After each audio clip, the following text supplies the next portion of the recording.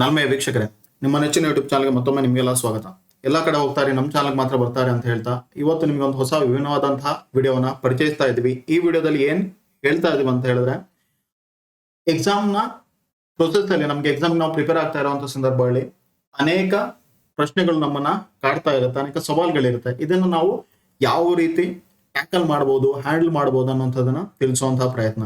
ಇಲ್ಲಿ ಹೇಳುವಂತಹ ಎಲ್ಲಾ ವಿಚಾರಗಳು ಕೂಡ ವೈಯಕ್ತಿಕವಾಗಿರುವಂಥದ್ದು. ಹೇಳಿದ್ರೆ ಇದರ ಅಲ್ಟಿಮೇಟ್ ಡಿಸಿಷನ್ ನಿಮ್ಗೆ ಬಿಟ್ಟಿರುವಂಥದ್ದು. ಅನೇಕ ಸಲ ಏನಾಗುತ್ತೆ, ನೀವು ಯಾರೋ ಹೇಳಿದನ್ನ ಕೇಳ್ತಾ ಹೋಗ್ತೀರಾ, ಆದ್ರೆ ಅದು ನಿಮ್ಗೆ ಅಪ್ಲೈ ಆಗುವಂಥದ್ದಾ ಇಲ್ವೋ, ಅದ್ರಲ್ಲಿ ಎಷ್ಟು ಸರಿ ಎಷ್ಟು ತಪ್ಪು ಅಂತ ನೀವು ನಿರ್ಧಾರವನ್ನ ಮಾಡದೆ ಬ್ಲೈಂಡ್ ಆಗಿ ತಗೊಳ್ಳೋದಕ್ಕೆ ಹೋಗ್ತೀರಾ. ಅದನ್ನ ಮಾಡೋದಕ್ಕೆ ಹೋಗ್ಬೇಡಿ. ಜೊತೆಗೆ ಯಾರಾದ್ರೂ ಈ ವಿಡಿಯೋದಲ್ಲಿ ಏನೋ ಒಂದು ಮೋಟಿವೇಶನ್ ಮಾಡ್ತಾರೆ, ನಮ್ಗೇನೋ ಒಂದು ಹೇಳ್ತಾರೆ ಅಂತ ಹೇಳಿದ್ರೆ ಖಂಡಿತವಾಗ್ಲೂ ಈ ವಿಡಿಯೋ ನಿಮ್ಗಲ್ಲ. ನೀವಿಲ್ಲ ಇದನ್ನ ಸ್ಟಾಪ್ ಮಾಡಿ ಹೋಗ್ಬೋದು. ಯಾಕಂತ ಹೇಳಿದ್ರೆ ಇಲ್ಲಿ ನೀವು ಒಂದಷ್ಟು ರಿಯಾಲಿಟಿಯನ್ನ ಅರ್ಥ ಮಾಡ್ಕೊಳ್ಬೇಕು. ಏನು, ನಾನು ನಿಮ್ಗೆ ಹೇಳ್ಬೋದು, ನಾವು ಕೊಡುವಂತಹ ಕೋಚಿಂಗ್ ನ ನೀವು ತಗೊಳ್ಳಿ, ನಮ್ಮ ವಿಡಿಯೋಸ್ಗಳನ್ನ ನೋಡಿ, ಈ ರೀತಿ ಮಾರ್ಕೆಟಿಂಗ್ ಸ್ಟ್ರಾಟಜಿಗಳಲ್ಲಿ ಏನೇ ಹೇಳಿದ್ರು ಕೂಡ ನೀವು ಇದಿಷ್ಟೆಲ್ಲವನ್ನು ಕೂಡ ನೀವು ಫಾಲೋ ಮಾಡಿದ್ರೆ ನಿಮ್ಗೆ ಎಕ್ಸಾಮ್ ನ ಕ್ಲಿಯರ್ ಮಾಡುವಂತ ಚಾನ್ಸಸ್ ತುಂಬಾ ಜಾಸ್ತಿ ಇರುತ್ತೆ. ಇಲ್ಲ ಅಂತ ಹೇಳಿದ್ರೆ ನಾವು 100% ಫೀಸ್ ನ ರಿಟರ್ನ್ ಮಾಡ್ತೀನಿ ಅಂತ ಹೇಳ್ಬೋದು ಅಷ್ಟೇ. ಅದಕ್ಕಿಂತ ಜಾಸ್ತಿ ಏನು ಹೇಳಿಕ್ಕಾಗಲ್ಲ. ಹೇಳಿದ್ರೆ ಫೀಸ್ ರಿಟರ್ನ್ ಆಗುತ್ತೆ, ಬಟ್ ನಿಮ್ಮ ಹೋಗಿರೋಂಥ ಟೈಮ್ ಇಲ್ಲಿ ರಿಟರ್ನ್ ಆಗಲ್ಲ. ನಾನು ಕಾನ್ಫಿಡೆನ್ಸ್ ಅನ್ನ ತುಂಬೋದು. ಇದನ್ನ ನೀವು ಮಾಡಿದ್ರೆ 100% ನೀವು ಎಕ್ಸಾಮ್ ನ ಕ್ಲಿಯರ್ ಮಾಡುವಂತ ಚಾನ್ಸ್ ಇದೆ ಅಂತ. ಹೇಗೆ ನಿಮ್ಗೆ ಕ್ಲಿಯರ್ ಆಗೇ ಆಗುತ್ತೆ ಅಂತ ಹೇಳುವಂತಹ ಯಾವುದೇ ಒಂದು ಅಶ್ಯೂರೆನ್ಸ್ ಕೊಡೋದಕ್ಕೆ ಆಗಲ್ಲ. ಯಾಕೆ, ಇಲ್ಲಿ ನೋಡಿ, ಇಲ್ಲಿ ನೀವು ಕ್ಲಾಸ್ನ ಮಾಡಿದ್ರೆ, ಇಲ್ಲಿ ನೀವು ಸ್ಟ್ರಾಟಜಿನ ನೋಡಿದ್ರೆ, ಈ ಬುಕ್ ಇಂದ ಓದಿದ್ರೆ, ಈ ಕೋಚಿಂಗ್ ನ ತಗೊಂಡ್ರೆ ನಿಮ್ಗೆ ಎಕ್ಸಾಮ್ ನ ಕ್ಲಿಯರ್ ಆಗ್ಬೋದು. ಆದ್ರೆ ಎಲ್ಲದಕ್ಕೂ ಕೂಡ ಒಂದು ಲಿಮಿಟ್ ಇದೆ. ಏನು, ಎಕ್ಸಾಮ್ ಅಲ್ಲಿ ನಿಮ್ಗೆ ಎಷ್ಟು ವೇಕೆನ್ಸಿ ಇದೆ ಅನ್ನೋಂಥದ್ದು.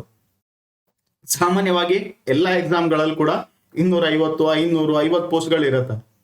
ಎಲ್ಲರೂ ಕೂಡ ಈ ವಿಡಿಯೋಗಳನ್ನ ನೋಡ್ತಾ ಇರ್ತಾರೆ, ಎಲ್ಲರೂ ಕೂಡ ಇದೇ ಬುಕ್ಗಳನ್ನ ಓದ್ತಾ ಇರ್ತಾರೆ, ಎಲ್ಲರೂ ಕೂಡ ಇದೇ ಇನ್ಸ್ಟಿಟ್ಯೂಟ್ ಇಂದ ಕ್ಲಾಸಸ್ ನ ತಗೊಂಡಿರ್ತಾರೆ. ಆದ್ರೆ ಅಲ್ಟಿಮೇಟ್ ಆಗಿ ಸೆಲೆಕ್ಟ್ ಆಗುವಂಥವ್ರು ಎಷ್ಟು ಜನ? ಇಷ್ಟೇ ಜನ. ಇದನ್ನ ನಾವು ಅರ್ಥ ಮಾಡ್ಕೊಳ್ಬೇಕು. ಅನೇಕ ಸಂದರ್ಭಗಳಲ್ಲಿ ನಾವು ಕಥೆಗಳನ್ನ ಕೇಳಿರ್ತೀವಿ, ಜೀವನದ ನಿಜ ಘಟನೆಗಳನ್ನ ನೋಡಿರ್ತೀವಿ.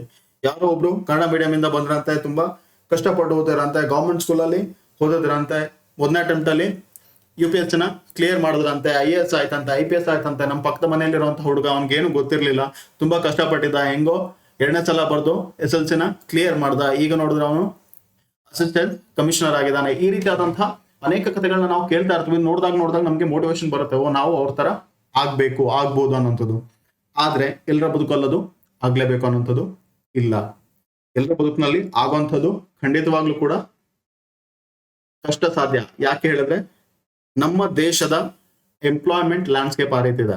ಅಂದ್ರೆ ಗೌರ್ಮೆಂಟ್ ಜಾಬ್ ನಲ್ಲಿ ಇರುವಂತಹ ಅಪರ್ಚುನಿಟೀಸ್, ಎಂಪ್ಲಾಯ್ಮೆಂಟ್ ಅಪರ್ಚುನಿಟೀಸ್ ತುಂಬಾ ಕಮ್ಮಿ ಇದೆ.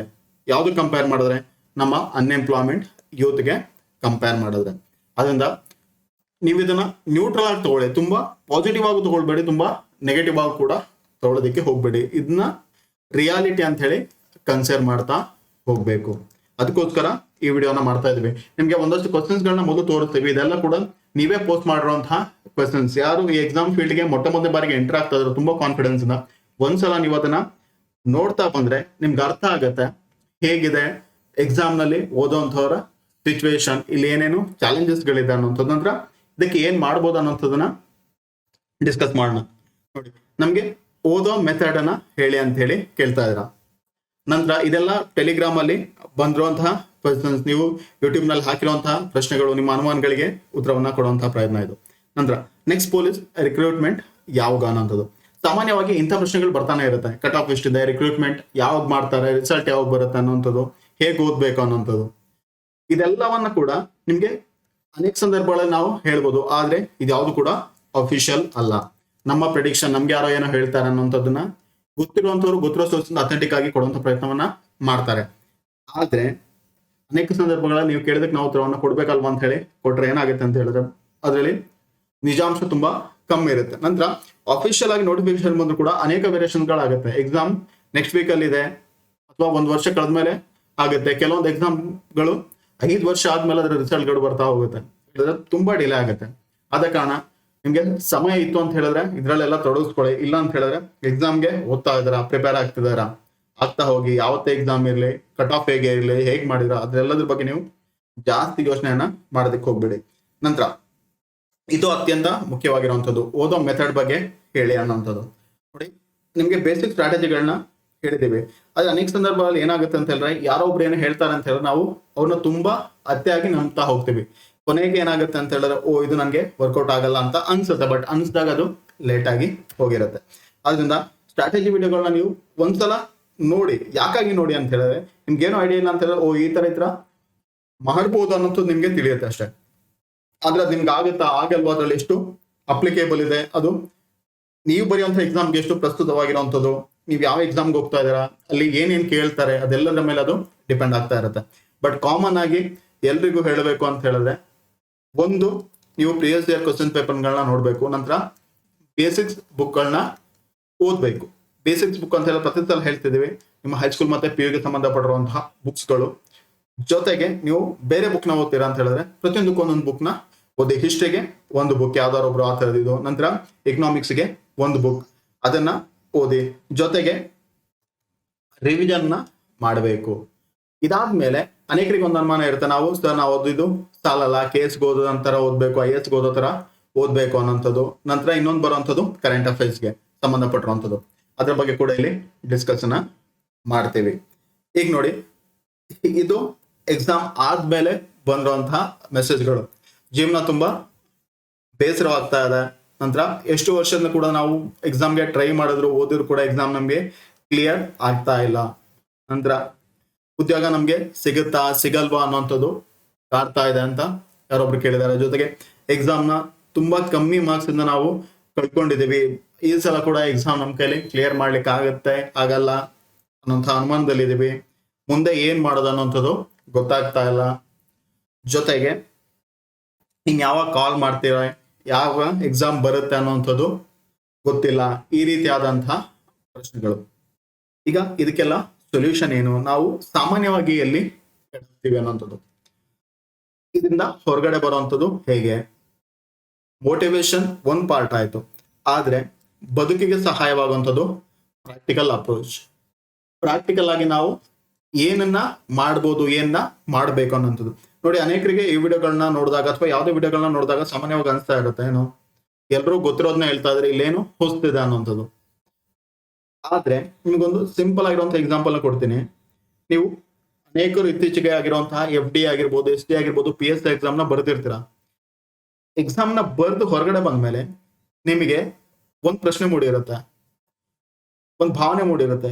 ಆ ಒಂದು ಕ್ವಶನ್ ಯಾವುದೋ ಒಂದು ನಾನು ಒಂದ್ ಸ್ವಲ್ಪ ನೋಡಿದ್ರೆ, ಒಂದ್ ಸ್ವಲ್ಪ ಕರೆಕ್ಟ್ ಆಗಿ ಮಾಡಿದಿದ್ರೆ, ಆ ಟೈಮಲ್ಲಿ ನಂಗೆ ಹೊಡೆದಿದ್ರೆ, ಆ ಟೈಮಲ್ಲಿ ನಾನು ಮಾಡಿದಿದ್ರೆ ಖಂಡಿತವಾಗ್ಲೂ ನಂಗೆ 1 ಮಾರ್ಕ್ಸ್ ಜಾಸ್ತಿ ಬರ್ತಾ ಇತ್ತು ಅಂತ ಹೇಳಿದ್ರೆ ಏನು, ನಿಮ್ಗೆ ಅದು ಗೊತ್ತಿರ್ಲಿಲ್ಲ ಅಂತಲ್ಲ, ನಿಮ್ಗೆ ಅದು ಗೊತ್ತಿತ್ತು, ಬಟ್ ಆ ಟೈಮಲ್ಲಿ ನೀವು ಅದನ್ನ ಮಾಡ್ಲಿಲ್ಲ. ಇಷ್ಟೇ ವಿಚಾರ ಇರುವಂಥದ್ದು. ನಿಮ್ಗೆ ಇಲ್ಲಿ ಹೇಳುವಂತ ವಿಚಾರಗಳು ನಿಮ್ಗೆ ಗೊತ್ತಿದ್ಯಾ ಗೊತ್ತಿಲ್ವಾ ಅನ್ನೋಂಥದ್ದು ಮುಖ್ಯ ಅಲ್ಲ.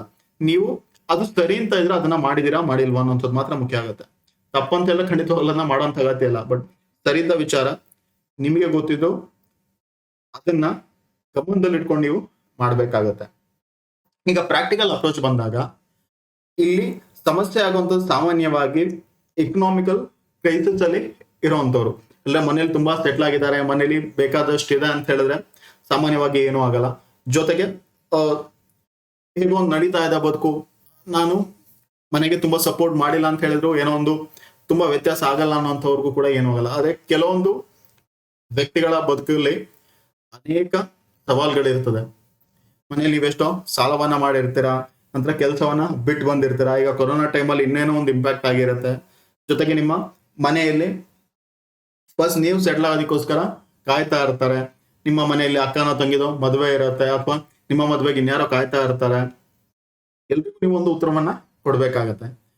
ಇಂಥ ಸಂದರ್ಭದಲ್ಲಿ 2 ಸ್ಟೆಪ್ನ ತಗೊಳ್ಳೋಂಥವ್ರು ಇರ್ತಾರೆ. ಒಂದು, ಯಾರು ಏನು ಹೇಳಿ ನಾನು ಎಕ್ಸಾಮ್ಗೆ ಓದ್ತೀನಿ, ಕ್ಲಿಯರ್ ಮಾಡೇ ಮಾಡ್ತೀನಿ ಅನ್ನೋಂಥದ್ದು, ಅವ್ರಿಗೆ ಖಂಡಿತವಾಗ್ಲೂ ಒಳ್ಳೇದಾಗ್ಲಿ ಅಂತ ಹೇಳ್ತೀವಿ. ಆದ್ರೆ ಸಾಮಾನ್ಯವಾಗಿ ಮೆಜಾರಿಟಿ ಆಫ್ ಆಸ್ಪಿರೆಂಟ್ಸ್ ಏನಾಗಿರ್ತಾರೆ ಅಂತ ಹೇಳಿದ್ರೆ, ಫ್ಯಾಮಿಲಿ ಜೊತೆ ಒಂದು ಬಾಂಡೇಜ್ ಇರುತ್ತೆ, ಫ್ಯಾಮಿಲಿ ಜೊತೆ ಒಂದು ಕಮಿಟ್ಮೆಂಟ್ ಇರುತ್ತೆ, ಮಾಡ್ಬೇಕು ಅನ್ನೋಂಥ ಒಂದು ಭಾವನಾತ್ಮಕವಾಗಿರುವಂಥ ಒಂದು ಸಂಬಂಧವನ್ನ ಹೊಂದಿರ್ತಾರೆ. ಅಂಥವ್ರಿಗೆ ಇದನ್ನ ಎದುರಿಸೋದು ತುಂಬಾ ಕಷ್ಟ ಆಗಿರುತ್ತೆ.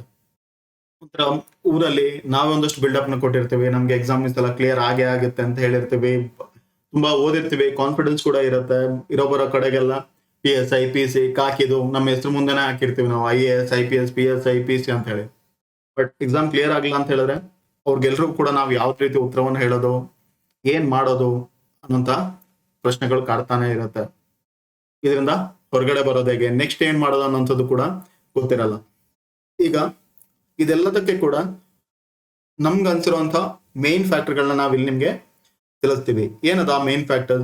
ಒಂದು, ನಿಮ್ಮ ಏಜ್ ಅನ್ನ ನೀವು ಡಿಸೈಡ್ ಮಾಡಬೇಕು. ಹೇಳಿದ್ರೆ ನಾನು ಎಲ್ಲಿ ತನಕ ಇದನ್ನ ಮಾಡಬಲ್ಲೆ ಅಥವಾ ಎಷ್ಟು ವರ್ಷಗಳ ತನಕ ಮಾಡಬಲ್ಲೆ, ಏಜ್ ಆಗಿದ್ರು ಆಗಿರ್ಬೋದು ಅಥವಾ ಎಷ್ಟು ವರ್ಷಗಳ ತನಕ ನೀವು ಇದನ್ನ ಮಾಡ್ತಾ ಹೋಗ್ಬೋದು. ಕೆಲವೊಬ್ಬರ ಬದುಕಿನಲ್ಲಿ ಇವತ್ತಿಂದಾನೇ ನೀವು ದುಡಿಲಿಕ್ಕೆ ಹೋಗ್ಬೇಕಾದಂತ ಸಂದರ್ಭ ಬರಬಹುದು, ಅಥವಾ ಇನ್ನೊಂದು 3 ವರ್ಷ ನನ್ಗೇನು ಪ್ರಾಬ್ಲಮ್ ಇಲ್ಲ. ಡಿಸೈಡ್ ಮಾಡಿ. ಹೇಳಿದ್ರೆ ನೀವು 28 ವರ್ಷ ತನಕ ಇದಕ್ಕೆ ಸಂಪೂರ್ಣವಾಗಿ 100% ತೊಡಗಿಸ್ಕೊಳ್ಬಹುದು. ನಾನು ಯಾವ್ದ್ರ ಬಗ್ಗೆ ತಲೆಗೆಡಿಸ್ಕೊಳ್ಳಲ್ಲ. 28 ವರ್ಷ ತನಕ ನಾನಾಯ್ತು, ನನ್ ಬುಕ್ ಆಯ್ತು. ಅದನ್ನ ಫಸ್ಟ್ ನೀವು ಟಾರ್ಗೆಟ್ ಮಾಡ್ಕೊಳ್ಳಿ.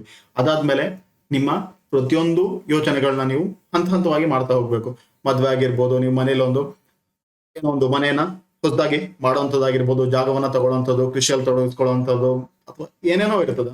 ಅದೆಲ್ಲವನ್ನು ಕೂಡ ಈಗದಿಂದಾನೇ ಪ್ಲಾನ್ ಮಾಡಿ. ಯಾಕಂತ ಹೇಳಿದ್ರೆ ನಿಮ್ಮ ಬದುಕಿನಲ್ಲಿ ಒಂದು ಹಂತ ಬರುತ್ತೆ. ಆ ಹಂತಕ್ಕೆ ಬಂದಾಗ ನಿಮ್ಗೆ ಏನು ಮಾಡ್ಲಿಕ್ಕಾಗಲ್ಲ.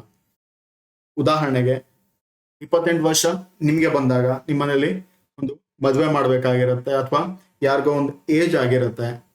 ನಿಮ್ಗೆ ಫೈನಾನ್ಷಿಯಲ್ ಸಪೋರ್ಟ್ ಅನ್ನ ಕೊಡ್ಬೇಕಾಗಿರುತ್ತೆ. ಯಾರಿಗೊಂದು ಅನಾರೋಗ್ಯಕ್ಕೆ ಬಂದಾಗ, ಅಥವಾ ಯಾರೋ ಒಂದು ಏನೋ ಮಾಡ್ತಾರೆ ಅಂತ ಅನ್ನೋ ಸಂದರ್ಭದಲ್ಲಿ ನಿಮ್ಗೆ ದುಡ್ಡನ್ನ ಕೊಡ್ಬೇಕಾಗತ್ತೆ. ಅಂತ ಸಂದರ್ಭದಲ್ಲಿ ನೀವು ಕೊಡ್ಲೇಬೇಕಾಗತ್ತೆ. ಆಗ ನೀವು ಯೋಚನೆಯನ್ನ ಮಾಡಬಾರ್ದು. ಈಗ ಏನ್ ಮಾಡ್ಬೇಕು, ಹೇಗ್ ಮಾಡ್ಬೇಕು ಅಂತ ಗೊತ್ತಾಗಲ್ಲ ಅನ್ನೋಂಥದ್ದು ನಿಮ್ಗೆ 28 ವರ್ಷ ಆದ್ಮೇಲೆ, 35 ವರ್ಷ ಆದ್ಮೇಲೆ ನಿಮ್ಗೆ ಅನಿಸ್ಬಾರ್ದು. ಆ ಕಾರಣಕ್ಕೋಸ್ಕರ ನೀವು ಅಲ್ಲಾದ್ರೂ ಅದನ್ನ ಕರೆಕ್ಟ್ ಮಾಡ್ಕೊಳ್ಬೇಕು. ಅದನ್ನ ನೀವು ಡಿಸೈಡ್ ಮಾಡ್ಕೊಳ್ಳಿ.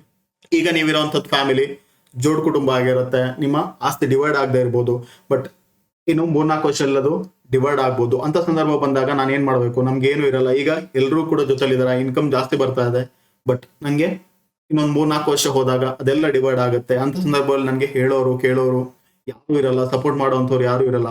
ಆ ದಿವಸಕ್ಕೆ ನೀವು ರೆಡಿ ಆಗ್ಬೇಕು. ಆ ಏಜ್ ನ ನೀವು ಇವತ್ತೇ ಡಿಸೈಡ್ ಮಾಡ್ಕೊಳ್ಳಿ. ನಂತರ ನಿಮ್ಮ ಇನ್ಕಮ್ ಎಷ್ಟು ಇರಬೇಕು, ನಿಮ್ಮ ಫೈನಾನ್ಷಿಯಲ್ ಕಂಡೀಷನ್ ಹೇಗಿರ್ಬೇಕು, ಇದನ್ನು ಕೂಡ ನೀವು ನೆನಪಲ್ಲಿ ಇಟ್ಕೊಳ್ಬೇಕು. ಫೈನಾನ್ಷಿಯಲ್ ಕಂಡೀಷನ್ ಹೇಳಿದ್ರೆ ಏನು? ಫಸ್ಟ್ ಬೇಸಿಕ್ ಆಗಿ ನಿಮ್ಗೆ ಏನೇನ್ ಬೇಕು, ಎಷ್ಟು ದುಡ್ಡನ್ನ ನೀವು ದುಡಿಬೇಕಾಗತ್ತೆ. ಉದಾಹರಣೆಗೆ ನಾನು ಸಿಟಿಲಿ ಇರ್ತೀನಿ, ನಂಗೆ ಅಲ್ಲೊಂದು ಮನೆ ಮಾಡಬೇಕು, ಬಾಡಿಗೆ ಮನೆ ತಗೊಳ್ತೀನಿ, ಸ್ವಲ್ಪ ಚೆನ್ನಾಗಿರ್ಬೇಕು. 20-25 ಸಾವಿರ ನನಗೆ ಖರ್ಚಾಗೆ ಆಗತ್ತೆ. ಹೇಳಿದ್ರೆ ನಿಮ್ಮ ಇನ್ಕಮ್ 20 ಸಾವಿರಕ್ಕಿಂತ ಜಾಸ್ತಿ ಇರಬೇಕು. ಅಥವಾ ಹಳ್ಳಿಲಿ ನನಗೆ ಮನೆ ಇದೆ, ಅಲ್ಟಿಮೇಟ್ ಆಗಿ ನಾನು ಅಲ್ಲೇ ಸೆಟ್ಲ್ ಆಗ್ಬೋದು ಅಂತ ಹೇಳಿದ್ರೆ ಅದಕ್ಕೆ ಸಂಬಂಧಪಟ್ಟಾಗಿ ನಿಮ್ಗೆ ಖರ್ಚಿಗೆ ಎಷ್ಟು ಬೇಕು, 10-15 ಸಾವಿರ ಬೇಕು. ಅದನ್ನ ನೀವು ಪ್ಲಾನ್ ಮಾಡಿ ಇಟ್ಕೊಂಡು ಇರ್ಬೇಕು. ಈಗ ನೆಕ್ಸ್ಟ್ ಏನ್ ಮಾಡೋದು? ಈಗ ಏನ ಡಿಸೈಡ್ ಮಾಡಾಯ್ತು, ನಿಮ್ಮ ಫೈನಾನ್ಷಿಯಲ್ ಕಂಡೀಷನ್, ನಿಮ್ಗೆ ಮಿನಿಮಮ್ ಟಾರ್ಗೆಟ್ ಅದನ್ನ ಡಿಸೈಡ್ ಮಾಡಿ. ನೆಕ್ಸ್ಟ್ ಇದ್ರ ಜೊತೆಗೆ ನೀವು ಇನ್ನೊಂದು ವಿಷಯವನ್ನ ಗಮನದಲ್ಲಿ ಇಟ್ಕೊಳ್ಬೇಕು. ಏನದು? ನಿಮ್ಮ ಸ್ಕಿಲ್ ಮತ್ತೆ ಇಂಟ್ರೆಸ್ಟ್. ಇದನ್ನ ನೀವು ಡೆವಲಪ್ ಮಾಡಲೇಬೇಕು. ಯಾವಾಗ ಮಾಡ್ಬೇಕು, ಯಾಕೆ ಮಾಡ್ಬೇಕು ಅಂತ ಹೇಳ್ತೀವಿ ನೋಡಿ. ಈಗ ನೀವು ಗೌರ್ಮೆಂಟ್ ಜಾಬ್ಗೆ ಟ್ರೈ ಮಾಡ್ತಾ ಇದ್ದೀರಾ, ಫೈನ್.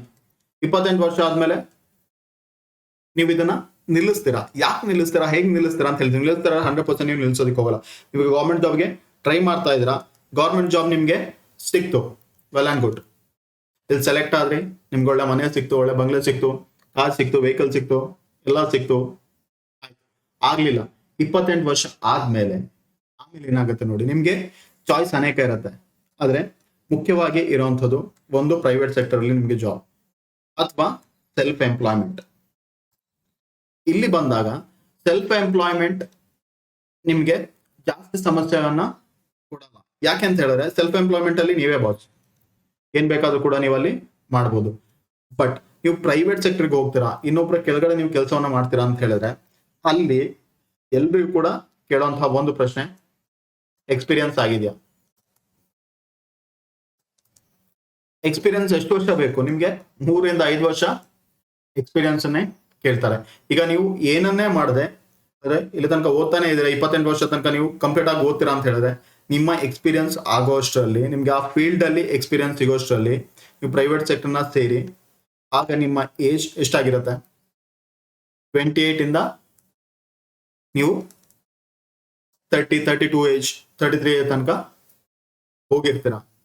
ಆಗ ನಿಮ್ಮ ಲೈಫಲ್ಲಿ ಒಂದು ಸಿಗ್ನಿಫಿಕೆಂಟ್ ಅಮೌಂಟ್, ನಿಮ್ಮ ಬದುಕಿಗೆ ಬೇಕಾದಷ್ಟು ದುಡ್ಡು ಸಿಗುತ್ತೆ. ಜೊತೆಗೆ ಇಲ್ಲಿ ನಿಮಗೆ ಎಕ್ಸ್ಪೀರಿಯನ್ಸ್ ಜೊತೆಗೆ ಇನ್ನೊಂದು ಮುಖ್ಯವಾಗಿ ಕೇಳುವಂಥದ್ದು ಸ್ಕಿಲ್. ನಿಮ್ಗೆ ಆ ಸ್ಕಿಲ್ ಇದೆಯಾ ಇಲ್ವಾ ಅನ್ನೋಂಥದ್ದು. ನೀವು ಎಲ್ಲವನ್ನ ಬಿಟ್ಟು ಓದೋದಕ್ಕೆ ಹೋಗ್ತೀರಾ ಅಂತ ಹೇಳಿದ್ರೆ ಸ್ಕಿಲ್ಸ್ ನಿಮ್ಗೆ ತುಂಬಾ ಸಾಮಾನ್ಯವಾಗಿ ಕಮ್ಮಿ ಇರುತ್ತೆ, ಎಕ್ಸ್ಪೀರಿಯನ್ಸ್ ಖಂಡಿತವಾಗ್ಲೂ ಇರಲ್ಲ. ಜೊತೆಗೆ ನೀವು ಪ್ಯಾರಲ್ ಆಗಿ ಮಾಡ್ತೀರಾ ಅಂತ ಹೇಳಿದ್ರೆ ಎಜುಕೇಶನ್, ನಿಮ್ಮ ಅರ್ನಿಂಗ್, ಪ್ರಿಪರೇಷನ್ ಅದು ಬೇರೆನೇ ಕೆಟಗರಿ. ಈಗ ಸೆಲ್ಫ್ ಎಂಪ್ಲಾಯ್ಮೆಂಟ್ಗೆ ಬಂದಾಗ ಇಲ್ಲಿ ಅನೇಕ ಅಪರ್ಚುನಿಟೀಸ್ಗಳನ್ನ ನೀವು ಹುಡುಕ್ಬೋದು. ಹಾಗೆ ನಾವೀಗ ಏನ್ ಮಾಡ್ಬೋದು, ಏನ್ ಮಾಡ್ಬೇಕನ್ನೋದು ನೋಡಿ.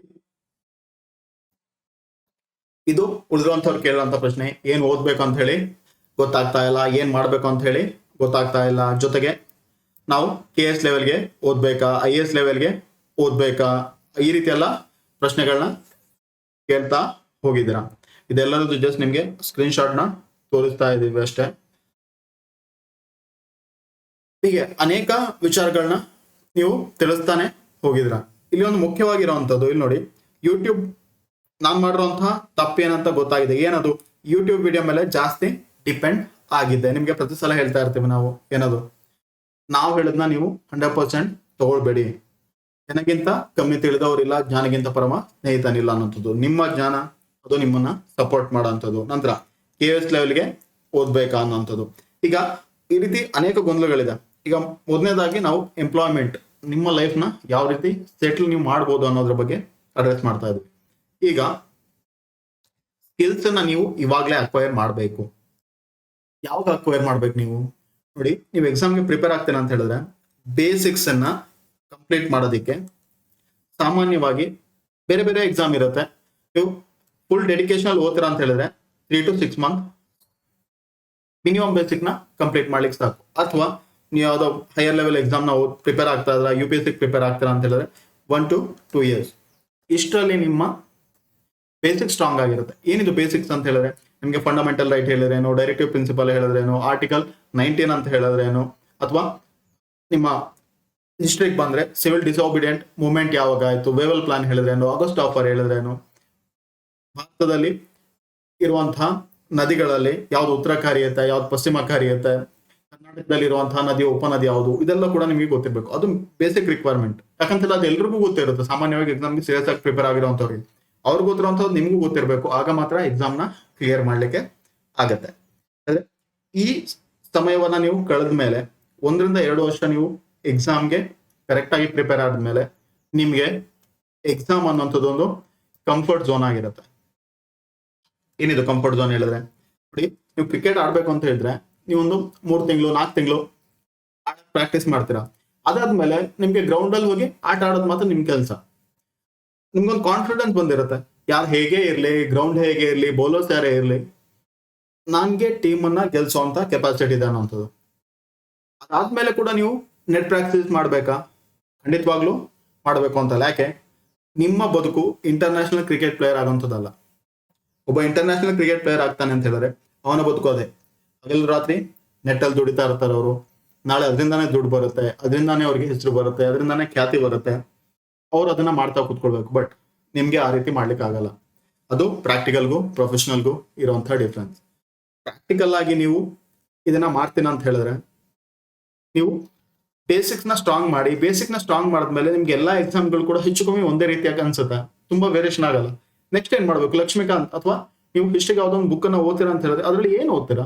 ಓದಿದ್ನ ಮತ್ತೆ ಮತ್ತೆ ಓದ್ಬೋದು ಮೆಮೊರಿಲಿ ಇರೋ ತನಕ. ಅದಾದ್ಮೇಲೆ ನೀವು ತುಂಬಾ ಡೆಪ್ತ್ ಅಲ್ಲಿ ಹೋಗುವಂತ ಅಗತ್ಯ ಇಲ್ಲ. ಯಾಕಂದ್ರೆ ಎಲ್ಲ ಎಕ್ಸಾಮ್ ಅಲ್ಲಿ ಆತರ ಕೇಳದೇ ಇಲ್ಲ. ಅಥವಾ ಕೇಳಿದ್ರು ಕೂಡ 1-2 ಪ್ರಶ್ನೆ ಇರುತ್ತೆ, ಅದನ್ನ ಬಿಟ್ಟು ಕೂಡ ಎಕ್ಸಾಮ್ ನ ಕ್ಲಿಯರ್ ಮಾಡೋ ಚಾನ್ಸಸ್ ಬರುತ್ತೆ. ಆದ್ರಿಂದ ಇದನ್ನ ನೀವು ಡಿಸೈಡ್ ಮಾಡಿ ಎಷ್ಟು ವರ್ಷ ಓದ್ಬೇಕು, ಏನ್ ಮಾಡ್ಬೇಕು ಅನ್ನೋದು. ಈಗ ನೀವು ಇಷ್ಟಾದ್ಮೇಲೆ ಕೂಡ ನಿಮ್ಮ ಕಂಫರ್ಟ್ ಝೋನ್ ಅಲ್ಲಿ ಇಲ್ಲ, ನಿಮಗೆ ಫಂಡಮೆಂಟಲ್ ರೈಟ್ಸ್ ಇನ್ನೂ ಕೂಡ ಗೊತ್ತಿಲ್ಲ ಅಂತ ಹೇಳಿದ್ರೆ ಆಗ ನೀವು ಯೋಚನೆ ಮಾಡಬೇಕು ನೀವೆಲ್ಲೆಡವಿದ್ದೀರಾ ಅನ್ನೋಂಥದ್ದು. ಅದನ್ನ ಕರೆಕ್ಷನ್ ಮಾಡ್ತಾ ಹೋಗಿ. ಈಗ ಸ್ಕಿಲ್ಸ್ ಬಂದಾಗ ಏನ್ ಮಾಡ್ಬೇಕು, ಏನ್ ಮಾಡ್ಬೋದು ಅನ್ನೋದು. ಮುಖ್ಯವಾಗಿ ಸ್ಕಿಲ್ಸ್ ಅಲ್ಲಿ ಬೇಕಾಗಿರುವಂಥದ್ದು ಈಗ 2: ಇಂಗ್ಲಿಷ್ ಮತ್ತೆ ಕಂಪ್ಯೂಟರ್ ನಾಲೆಜ್. ಈಗ ಮೊನ್ನೆ ಹೈಕೋರ್ಟ್ ಜಾಬ್ಗೆ ಅಪ್ಲಿಕೇಶನ್ ಅಲ್ಲಿ ಕೂಡ ಕೇಳಿದ್ರು ಕಂಪ್ಯೂಟರ್ ಸ್ಕಿಲ್ ಸರ್ಟಿಫಿಕೇಟ್ ಬೇಕು. ನೀವು ಸರ್ಟಿಫಿಕೇಟ್ ಅನ್ನ ಇಲ್ಲ ಅಂತ ಹೇಳಿದ್ರೆ ಮಾಡೋಂಥ ಪ್ರಯತ್ನವನ್ನ ಮಾಡಿ. ಎಸ್ಪೆಷಲಿ FD SDA ಅಂತ ಎಕ್ಸಾಮ್ಗೆ ಪ್ರಿಪೇರ್ ಆಗ್ತೀರಾ ಅಂತ ಹೇಳಿ. ಎಲ್ಲಿ ಸಿಗುತ್ತೆ ನೋಡಿ, ಯುವ ಕೇಂದ್ರ ಅಥವಾ ಕಿಯೋನಿಕ್ಸ್ ಅಂತ ಕೇಂದ್ರಗಳಿರುತ್ತೆ. ಅಲ್ಲಿ ಹೋದ್ರೆ ನಿಮ್ಗೆ ಸರ್ಟಿಫಿಕೇಟ್ ನ ಮಾಡ್ಕೊಡ್ತಾರೆ.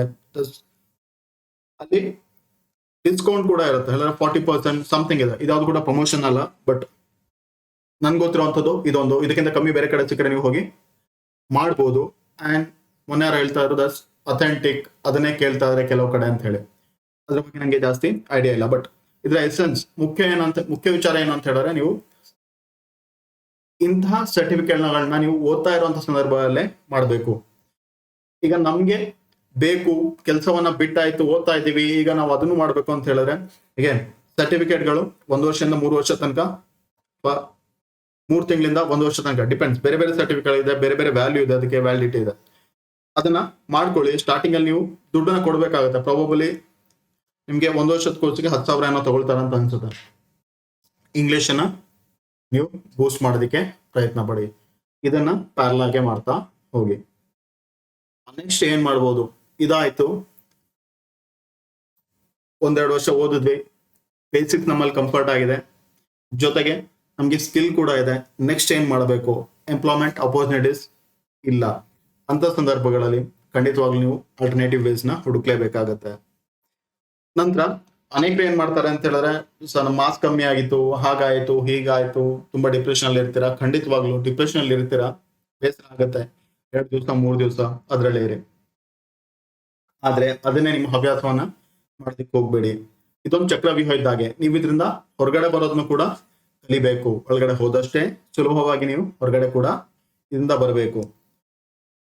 ಎಕ್ಸಾಮ್ ನಮ್ಗೆ ಚೆನ್ನಾಗಾಗ್ಲಿಲ್ಲ, ನೆಕ್ಸ್ಟ್ ನೋಟಿಫಿಕೇಶನ್ ಆಗೋ ತನಕ ಮತ್ತೆ ಪುನಃ ಇದೇ ಗುಂಗಲ್ಲಿರುವಂಥದ್ದು, ಬೇಸರದಲ್ಲಿರುವಂಥದ್ದು ಮಾಡ್ತಾ ಕೂತ್ಕೊಂಡ್ರೆ ಮತ್ತೆ ಪುನಃ ನೋಟಿಫಿಕೇಶನ್ ಬಂದಾಗ ಕೂಡ ನೀವು ರೆಡಿ ಆಗಿರಲ್ಲ, ಮತ್ತೆ ಇದೇ ಟ್ರ್ಯಾಕ್ ನ ಫಾಲೋ ಮಾಡ್ತಾ ಇರ್ತೀರ. ಇದರಿಂದ ಹೊರಗಡೆ ಬರುವಂಥದ್ದನ್ನ ಪ್ರಾಕ್ಟೀಸ್ ಮಾಡಿ. ಆದಷ್ಟು ಬೇಗ ಒಂದು ಪ್ರಾಕ್ಟಿಕಲ್ ಸೊಲ್ಯೂಷನ್ ಇದಕ್ಕೆ ಕಂಡು ಹುಡುಕಿ. ಜೊತೆಗೆ ನೀವು ಯಾವಾಗ ನಿಮ್ಮ ನೆಕ್ಸ್ಟ್ ಪ್ಲಾನ್ ಬಿ ನ ಎಕ್ಸಿಕ್ಯೂಟ್ ಮಾಡಬೇಕು ಅನ್ನೋಂಥದ್ದು ಕೂಡ ಯೋಚನೆ ಮಾಡಿ. ಹೇಳಿದ್ರೆ ಎಕ್ಸಾಮ್ನ ಬಿಟ್ಟು ನಾನು ನೆಕ್ಸ್ಟ್ ಬೇರೆದನ್ನು ಕೂಡ ಟ್ರೈ ಮಾಡಬೇಕು ಅಂತ ಸಂದರ್ಭಕ್ಕೆ ಬೇಕಾಗಿರುವಂತಹ ಕೆಲಸಗಳನ್ನು ಕೂಡ ಪ್ರಿಪೇರ್ ಮಾಡ್ತಾ ಹೋಗಿ. ಇಲ್ಲಿ ನೋಡಿ, ಮುಖ್ಯವಾಗಿ ಒಂದು ವಿಚಾರನ ಹೇಳ್ತೀವಿ, ನಿಮ್ಗೆ ಫೈನಾನ್ಷಿಯಲ್ ಲಿಟ್ರಸಿ ಇರಬೇಕು. ದುಡ್ಡಿನ ಬಗ್ಗೆ ನಿಮ್ಗೆ ಪ್ಲಾನ್ಸ್ ಇರಬೇಕು. ಅನೇಕರಿಗೆ ಇದೊಂದು ಸಿಲ್ಲಿ ಮ್ಯಾಟರ್ ಅಂತ ಅನ್ಸ್ಬೋದು, ಆದ್ರೆ ಯಾರು ಇದನ್ನ ಗಮನವಿಟ್ಟು ಕೇಳ್ತಾರ ಮಾಡ್ತಾರೋ ಖಂಡಿತವಾಗ್ಲೂ ಕೂಡ ಒಂದು ದಿವಸ ನೀವು ಜೀವನದಲ್ಲಿ ನೆನಪಿಸ್ಕೊಳ್ತೀರಾ, ನಾನು ಮಾಡುವಂತಹ ಒಂದು ಒಳ್ಳೆ ನಿರ್ಧಾರಗಳಲ್ಲಿ ಇದು ಕೂಡ ಒಂದು ಅನ್ನೋಂಥದ್ದು. ಏನದು, ಮುಖ್ಯವಾಗಿ ಸೇವಿಂಗ್ಸ್. ನಿಮ್ಮ ಬ್ಯಾಂಕ್ ಅಲ್ಲಿ ಆಗಿರ್ಬೋದು, ಬೇರೆ ಕಡೆ ಆಗಿರ್ಬೋದು, ಸೇವಿಂಗ್ಸ್ ಅನ್ನ ಮಾಡಿ. ಅದನ್ನ ಸುಮ್ಮನೆ ಯಾವ್ದಕ್ಕೂ ತೆಗಿಲಿಕ್ಕೆ ಹೋಗ್ಬೇಡಿ. ಹೇಳೋದಂತ ಹೇಳಿದ್ರೆ ನೀವು ತೆಗಿಲಿಕ್ಕೇನೆ ಹೋಗ್ಬೇಡಿ. ಅದನ್ನ ಲಾಂಗ್ ಟರ್ಮ್ ಅಲ್ಲಿ ಹಾಕಿ. ನಮ್ಗೇನೋ ಮೊಬೈಲ್ ಬೇಕಿತ್ತು, ಮನೆಯಲ್ಲೇನೋ ಕೆಲಸ ಇತ್ತು, ಮನೆಯಲ್ಲೇನೋ ಪೇಂಟಿಂಗ್ ಮಾಡ್ಬೇಕಿತ್ತು, ಅದು ಯಾವುದಕ್ಕೂ ಕೂಡ ಇರೋವಂಥದ್ದಲ್ಲ. ನಂತರ ಇರೋವಂಥದ್ದು ಇನ್ಶೂರೆನ್ಸ್, ಎಸ್ಪೆಷಲಿ ಹೆಲ್ತ್ ಇನ್ಶೂರೆನ್ಸ್. ಅನ್ಸುತ್ತೆ ಏನೂ ಆಗಲ್ಲ, ಹೇಗೂ ಇರಲ್ಲ ಅನ್ನೋಂಥದ್ದು, but you have to invest. ಎಷ್ಟು ಕಡೆ ದುಡ್ಡು ಬಂದಿದೆ, ಏನಾಗಿದೆ, ಈ ರೀತಿ ನೆಗೆಟಿವ್ ಥಾಟ್ಸ್ ನಿಮಗೆ 1000 ಇರ್ಬೋದು, ಬಟ್ ನೀವು ಇನ್ಶೂರೆನ್ಸ್ಗೆ ದುಡ್ಡು ಹಾಕಿದ್ರಿ ಅಂತ ಹೇಳಿದ್ರೆ ಖಂಡಿತವಾಗ್ಲೂ ಕೂಡ ಹೆಲ್ತ್ ಅಲ್ಲಿ ನಮ್ಗಾಗಿರ್ಬೋದು, ಬೇರೆಯವ್ರಿಗಾಗಿರ್ಬೋದು, ನಮಗೂ ಕೂಡ ಏಜ್ ಆದಾಗ ಹೆಲ್ತ್ ಇಶ್ಯೂಸ್ ಬಂದೇ ಬರುತ್ತೆ. ಅಂತ ಸಂದರ್ಭಗಳಲ್ಲಿ ಮೇಜರ್ ಪಾಕೆಟ್ ಎಕ್ಸ್ಪೆನ್ಸ್ ನಮ್ಮದು ಹೋಗುವಂಥದ್ದು ಸಾಮಾನ್ಯವಾಗಿ ಯಾವುದಕ್ಕೆ ಹೋಗುತ್ತೆ, ಒಂದು ಮನೆಗೆ ಹೋಗುತ್ತೆ, ನಂತರ ಮನೆಯಲ್ಲಿರುವಂಥವ್ರ ಎಜುಕೇಶನ್ಸ್ಗೆ ಹೋಗಿರುತ್ತೆ, ನಿಮ್ಮ ಮನೆಯದೇ ನೀವು ತಗೊಳ್ಳಿ, ನಂತರ ಬರುವಂಥದ್ದು ಹೆಲ್ತ್. ಇದು 3ಕ್ಕೆ ಸಾಮಾನ್ಯವಾಗಿ ಎಲ್ಲರ ಬದುಕು ಕೂಡ ಹೋಗುವಂಥದ್ದು. ಆದ್ರಿಂದ ನೀವು ಹೆಲ್ತ್ಗೆ ಈಗದಿಂದಾನೇ ಪ್ರಯಾರಿಟಿ ಕೊಡಿ. ಎಜುಕೇಶನ್ಗೆ ಒಳ್ಳೆ ಎಜುಕೇಶನ್ ಕೊಡಿಸೋಂಥ ಪ್ರಯತ್ನ ಮಾಡಿ.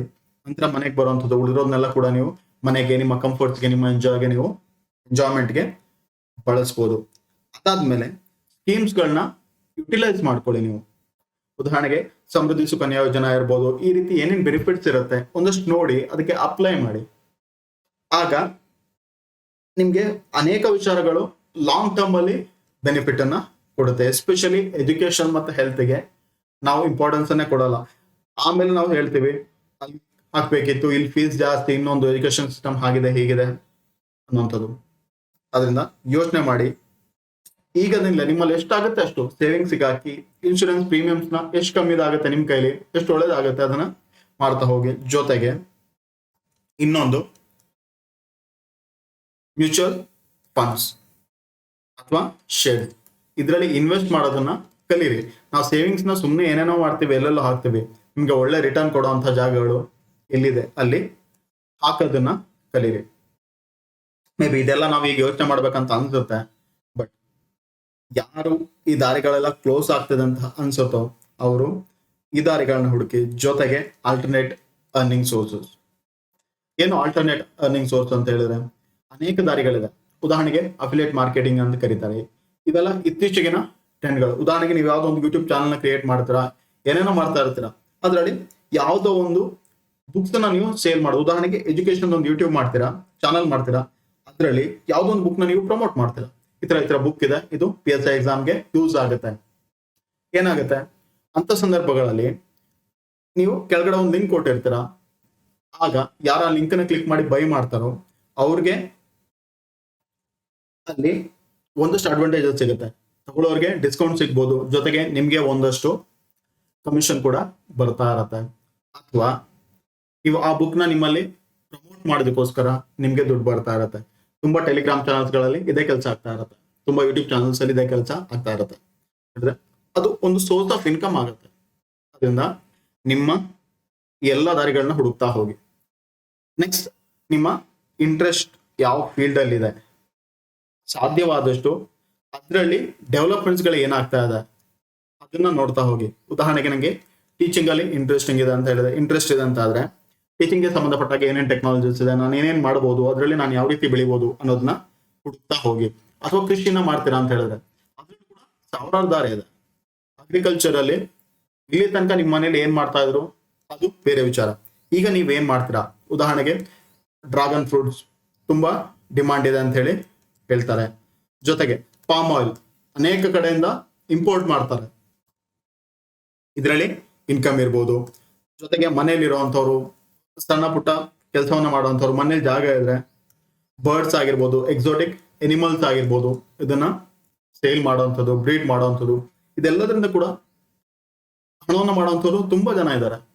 That's ultimate truth. ನಿಮಗೆ ಬದುಕಿನಲ್ಲಿ ಬದುಕಬೇಕು ಅಂತಲ್ಲಿ ಕೊನೆಯದಾಗಿ ದುಡ್ಡು ಬೇಕು. ಅದಕ್ಕೆ ಏನೇನ್ ಬೇಕು ಅದನ್ನ ಯಾವ ರೀತಿ ನೀವು ಸ್ವಲ್ಪ ಇಂಪ್ರೂವ್ ಮಾಡ್ಕೊಳ್ಳಿ ಅಷ್ಟೇ. ಅದೇ ನೀವು ಇಲ್ಲಿ ತನಕ ಮನೇಲಿ ಏನೋ ಒಂದು ಕೆಲಸವನ್ನ ಮಾಡ್ತಾ ಇದ್ರೆ ಅಲ್ಲಿ ಒಂದಷ್ಟು ಎಕ್ಸ್ಟೆನ್ಷನ್ ಮಾಡಿ, ಒಂದಷ್ಟು ರಿಸರ್ಚ್ ಮಾಡಿ. ನೆಗೆಟಿವ್ ಥಾಟ್ಸ್ ತುಂಬಾ ಇರುತ್ತೆ, ಅದಕ್ಕೆ ಬೆಲೆ ಇಲ್ಲ ಅಂತ, ಇದಕ್ಕಿಲ್ಲ ಅಂತ, ಅಲ್ಲಿ ಡಿಮಾಂಡ್ ಇಲ್ಲ ಅಂತ. ಬಟ್ ನಮಗೆ ಬೇಕಾಗಿರೋದು ನಾವು ಬೆಳಿಬೇಕಾಗಿರೋಂಥದ್ದು. ನಿಮ್ಮ ಫೀಲ್ಡ್ ಯಾವುದೇ ಇರಲಿ ಅದರಲ್ಲಿ ಸ್ಕಿಲ್ಸ್ಗಳನ್ನ ಅಕ್ವೈರ್ ಮಾಡ್ತಾ ಹೋಗಿ. ಈಗದಿಂದಾನೇ ಪ್ಲಾನ್ ಮಾಡಿ. ಇಲ್ಲ ನಂಗೆ ಓದಕ್ಕಾಗಿಲ್ಲ ಅಂತ ಹೇಳಿ ನಾನು ಇದನ್ನ ಮಾಡ್ತೀನಿ, ಅಗ್ರಿಕಲ್ಚರ್ ನಮ್ಗೆ ಜಮೀನ್ ಇದೆ, ನಮ್ಮೂರಲ್ಲಿ ಯಾರಿಗೂ ದುಡ್ಡು ಬರದೇ ಇರ್ಬೋದು, ಇಲ್ಲ ನಾನು ಡ್ರ್ಯಾಗನ್ ಫ್ರೂಟ್ಸ್ ನ ಬೆಳಿತೀನಿ, ಅಥವಾ ನಾನು ಟೀಚರ್ ಆಗಿರ್ಬೋದು, ನನಗೆ ಯಾರೇನೇ ಹೇಳಿ ನಾನು ಯಾವುದೋ ಒಂದು ಎಕ್ಸಾಮ್ಗೆ ಟೀಚ್ ಮಾಡ್ತೀನಿ, 10th ಮಕ್ಕಳಿಗೆ ನಾನು ಬರೀ ಮ್ಯಾಥ್ಸ್ ಅನ್ನ ಮಾತ್ರ ನಾನು ಹೇಳ್ಕೊಡ್ತೀನಿ. ಈ ರೀತಿಯಾದಂತಹ ದಾರಿಗಳನ್ನ ಹುಡುಕ್ತಾ ಹೋಗಿ. ಜೊತೆಗೆ ಆನ್ಲೈನ್ ನಲ್ಲಿ ತುಂಬಾ ಪ್ಲಾಟ್ಫಾರ್ಮ್ಸ್ ಗಳಿದೆ. ಉದಾಹರಣೆಗೆ ಎಜುಕೆಮಿ ಅಂತ ಇದೆ, ಆಲಿವ್ ಬೋರ್ಡ್ ಅಂತ ಇದೆ. ಇಲ್ಲೆಲ್ಲ ನಿಮ್ಗೆ ಸರ್ಟಿಫಿಕೇಟ್ ಕೋರ್ಸ್ಗಳನ್ನ ಕೊಡ್ತಾರೆ. ನಿಮ್ಗೆ ಎಲ್ಲಿ ಅಪರ್ಚುನಿಟಿ ಇದೆ ಅಂತ ನೋಡಿ ಸುಮ್ಮನೆ ಇದ್ದಾಗ ಇಲ್ಲೆಲ್ಲ ನಿಮ್ಮ ಸಂಬಂಧಪಡುವಂತ ಸ್ಕಿಲ್ಸ್ಗಳನ್ನ ಡೆವಲಪ್ ಮಾಡ್ತಾ ಹೋಗಿ. ಜೊತೆಗೆ ಬೇರೆ ಬೇರೆ ಅವೇರ್ನೆಸ್ ಗಳನ್ನ ಹುಡುಕ್ತಾ ಹೋಗಿ. ಉದಾಹರಣೆಗೆ ಅನೇಕರು ಝೊಮ್ಯಾಟೊ ಅಲ್ಲಿ ಕೆಲಸವನ್ನ ಮಾಡ್ತಾರ, ಅಥವಾ ಡೆಲಿವರಿ ಬಾಯ್ಸ್ ಆಗಿ ಕೆಲಸವನ್ನ ಮಾಡ್ತಾ ಇರ್ತಾರ. ಅಂತ ಸಂದರ್ಭಗಳಲ್ಲಿ ಏನ್ ಮಾಡ್ತೀರಾ ನೀವು, ಎಲ್ಲಾ ಮನೆಗಳು ಕೂಡ ನಿಮ್ಗೆ ಗೊತ್ತಿರುತ್ತೆ ನಿಮ್ಮ ಏರಿಯಾದಲ್ಲಿ ಇರುವಂತದ್ದು. ಹೋದಾಗ ಬೋರ್ಡ್ಗಳು ಹಾಕಿರ್ತಾರೆ, ಮನೆ ಬಾಡಿಗೆಗಿದೆ ಅನ್ನೋಂಥದ್ದು, ಅಥವಾ ಅಲ್ಲಿ ಎಲ್ಲೋ ಒಂದ್ ಕಡೆ ಸೈಡ್ ಖಾಲಿ ಇರುತ್ತೆ. ಒಂದಷ್ಟು ಅದರಲ್ಲಿ ಸಮಯವನ್ನ ಕೊಡಿ. ಇಲ್ಲಿ ಮನೆ ಖಾಲಿ ಇದೆ, ನೆಕ್ಸ್ಟ್ ಯಾವುದೋ ಒಬ್ಬರ ಬ್ರೋಕರ್ ಜೊತೆಗೆ ನೀವು ಟೈ ಅಪ್ ಆಗ್ಬೋದು, ಅವರಿಂದ ಒಂದಷ್ಟು ದುಡ್ಡನ್ನ ಸಂಪಾದನೆ ಮಾಡ್ಬೋದು, ಕಮಿಷನ್ ಕೇಳ್ಬೋದು, ಅಥವಾ ನೀವೇ ಓನ್ ಫರ್ಮ್ ನ ಮಾಡ್ಬೋದು. ಒಂದು ಸ್ಟಾರ್ಟ್ಅಪ್ ತರ ಮಾಡಿ ನೀವೇ ಅಡ್ವರ್ಟೈಸ್ಮೆಂಟ್ ಕೊಟ್ಕೊಂಡು ಮನೆ ಬಾಡಿಗೆಗಿದೆ ಅನ್ನೋಂಥದ್ದನ್ನ ಮಾಡುವಂಥದ್ದು. ಈ ರೀತಿ ಕೇವಲ 1-2% ಗಳಲ್ಲಿ ಇದೆಲ್ಲ ಆಟ ನಡೆಯುತ್ತೆ. ಆದ್ರೆ ಲಾಂಗ್ ಟರ್ಮ್ ಅಲ್ಲಿ ನಿಮ್ಗೆ ಇನ್ಕಮ್ ಸಿಗುತ್ತೆ. ಕಂಪ್ಲೀಟ್ ಆಗಿ ಸಮ್ಮರಿಯಲ್ಲಿ ನಿಮ್ಗೆ ಇದನ್ನ ಹೇಳೋದು ಅಂತಾದ್ರೆ, ಎಕ್ಸಾಮ್ ಅಲ್ಲಿ 100% ಎಲ್ರಿಗೂ ಕೂಡ ಜಾಬ್ ಸಿಗಲ್ಲ, ಅದು ಸತ್ಯ. ನೀವ್ ಏನೇ ಹೇಳಿ, ಯಾರೇ ಏನೇ ಮಾಡ್ಲಿ, ಎಷ್ಟೇ ಓದ್ಲಿ, ಅಲ್ಲಿ ಇರುವಂತ ಸೀಟ್ಸ್ಗಳು, ವೇಕೆನ್ಸೀಸ್ ತುಂಬಾ ಲಿಮಿಟೆಡ್. ಆದ್ರಿಂದ ನೀವು ಒಂದು ಟೈಮ್ ತನಕ ಅದಕ್ಕೆ ಎಫರ್ಟ್ ಅನ್ನ ಹಾಕಿ, ಅದಾದ್ಮೇಲೆ ನಿಮ್ಮ ನೆಕ್ಸ್ಟ್ ಪ್ಲಾನ್ ಅನ್ನ ಎಕ್ಸಿಕ್ಯೂಟ್ ಮಾಡಬೇಕು. ಆದ್ರೆ ಏನಾಗಬಾರ್ದು ಅಂತ ಹೇಳಿದ್ರೆ, ನೀವು ಯಾವಾಗ ಎಕ್ಸಾಮ್ನ ಬಿಟ್ಟು ನಿಮ್ಮ ಪ್ಲಾನ್ ಬೇಗ ಹೊರಡ್ತೀರಲ್ವಾ ಅಂತ ಸಂದರ್ಭದಲ್ಲಿ ನಿಮಗೆ ಬೇಕಾಗಿರುವಂತಹ ಎಲ್ಲ ಸ್ಕಿಲ್ಸ್ಗಳು ನಿಮ್ಮಲ್ಲಿ ಇರಬೇಕು, ಅಥವಾ ಅದ್ರದ್ದು ಕಂಪ್ಲೀಟ್ ನಾಲೆಜ್ ಇರಬೇಕು ನಿಮಗೆ.